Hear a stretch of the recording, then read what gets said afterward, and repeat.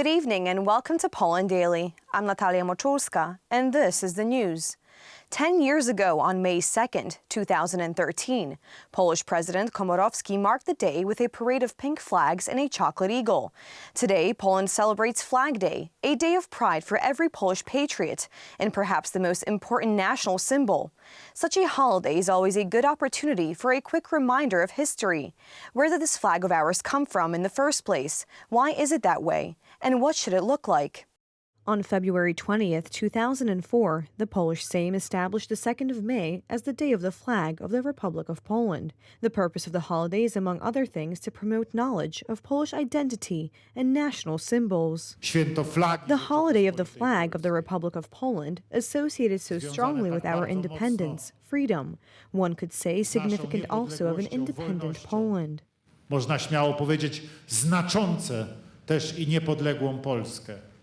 White and red are our national colors. Their history dates back to the rulers of the Piast dynasty. White and red, this is what everyone learns about in elementary school. The colors represent the Polish coat of arms from the Piast dynasty, a white eagle with a crown on a red background. The coat of arms has accompanied the Polish state for more than 1,000 years. Ten herb towarzyszy polskiemu państwu przez ponad 1000-letnią jego historię. White symbolizes purity and virtue, while red speaks of courage and bloodshed in the struggle for sovereignty. For us, Poles, the flag should be very important. The flag unites us. The national colors unite us. The flag of Poland is raised every day at the Myślewicki Palace. It is necessary to emphasize this respect for it and its importance. Politicians of all political parties call on Poles to display the red and white flags with pride. Let's show that we are a community. Let's show that we are a red and white team. Red and white is our history and our identity. Let's raise our flags. It is our common symbol. It is our common pride. Today is the 2nd of May, Flag Day of Poland. Let's raise our flags. Let's all be together. The national flag displayed in a public place must have legible colors and must not be frayed. The flag must also not touch the floor, ground, or sidewalk. Did you raise your flag today? Yes, I have. I always raise the flag for all major holidays, as I am from a patriotic family. Every year, because I believe it is the civic duty of every Pole, young or old. As far as I can tell, at least in my neighborhood, flags are usually displayed, and even in advance, before May 2nd.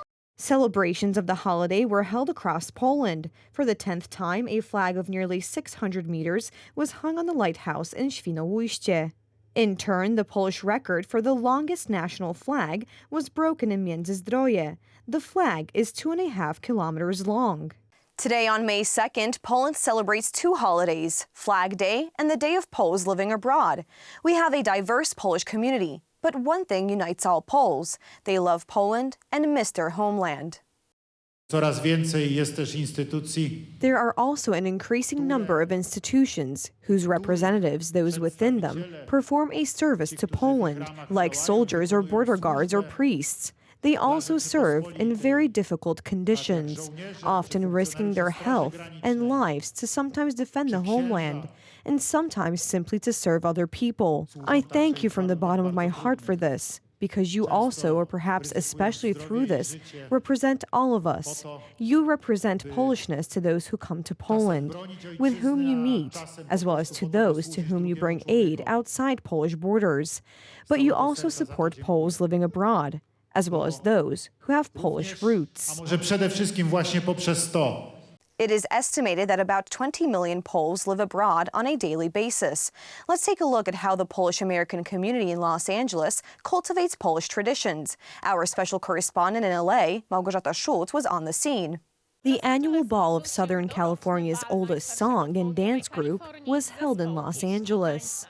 Once again, the Polish-American community enjoyed itself to the beat of Polish music. It is always an important event when the sounds of Polish songs resound overseas. The guests were welcomed by Krakusy president Elżbieta Mózga. It is with great joy that I would like to welcome the host of this place, our dear priest, Mirosław Frankowski. As immigrants, we are trying to cultivate our Polish culture, traditions, to show off all these folk costumes, to pass on our beautiful, colorful legacy to the younger generation. Today we gather here at our parish in the parish hall, where the ball of the Krakusy Song and Dance Group is taking place. The group was formed in 1956 out of the need to present Poland at the International Song and Dance Festival organized by California State University. In past years, the group has performed at numerous Polish and American celebrations, such as the presentation of Polish dances at Disneyland. Krakusy are great. If it weren't for them, we wouldn't have half the Poles here. All the Poles come to have fun at the Krakusy ball. It's truly like this. They keep the tradition. They dance Polish national dances. We are very happy to have them. In 1966, Krakusy performed at a ceremony celebrating the millennium of Christianity in Poland held at the Los Angeles Coliseum. And in 1987, the group welcomed Pope John Paul II at the Dodger Stadium in Los Angeles during his visit to the United States. To jest 67, jak naliczyliśmy. This is the 67th, as we counted, Krakusy Ball. It is held once a year in the carnival or spring, and this one is the spring one. Of course, it's all in Polish, starting with the Polonez, but a very important side is actually the costumes and dances, our national tradition, hence the grand balls, and this is a grand ball. We started with the Polonez and asked the audience who was at our ball, and they danced beautifully to the old Polish Polonez called Welcome King. Która jest na naszym balu i pięknie zatańczyli poloneza staropolskiego. It was an opportunity to have fun, but also to remember the Polish tradition and history of folk costumes. From Los Angeles for TV Republika, Małgorzata Schulz. At the UN, China voted for the first time in favor of a resolution declaring Russia an aggressor. As the head of the Ukrainian Interior Ministry, Ihor Kumenko, assured today, 8 assault brigades have already been formed to take part in the announced counteroffensive. President Zelensky said, "There are no chances for the occupier on our soil, only destruction for the enemy." According to the head of Ukraine's defense ministry, Oleksiy Reznikov, among other things, good weaponry and trained soldiers are needed to ensure the success of the counteroffensive. We are entering the final straight, when you can say that everything is ready, and after that it depends on the decisions and assessment of the battlefield situation from the General Staff. The Supreme Commander and his team will know how, where, and when. A future Ukraine counteroffensive has caused concern among Russian commanders, the British Defense Ministry reported in a daily report. The Russian Federation has expanded defensive fortifications on a large scale in both occupied territories and on its own territory. There will be offensive actions by the Ukrainians. They will be directional actions, but let's not expect that it will be on the whole front line. For the second time in 3 days, the target of Russian missile attacks included the country's capital, which was targeted by cruise missiles and drones. All of the missiles targeting Kyiv were successfully shot down. In contrast, 2 men were killed in overnight attacks in eastern Ukraine's Dnipropetrovsk region. Pavlograd, Dnipropetrovsk region. Terrorist bullets claimed the lives of 2 very young men. My condolences go out to their families. 40 others, women, children, men were wounded. Since the beginning of the full-scale war, 478 Ukrainian children have been killed and more than 980 wounded, the Prosecutor General's office in Kyiv reported.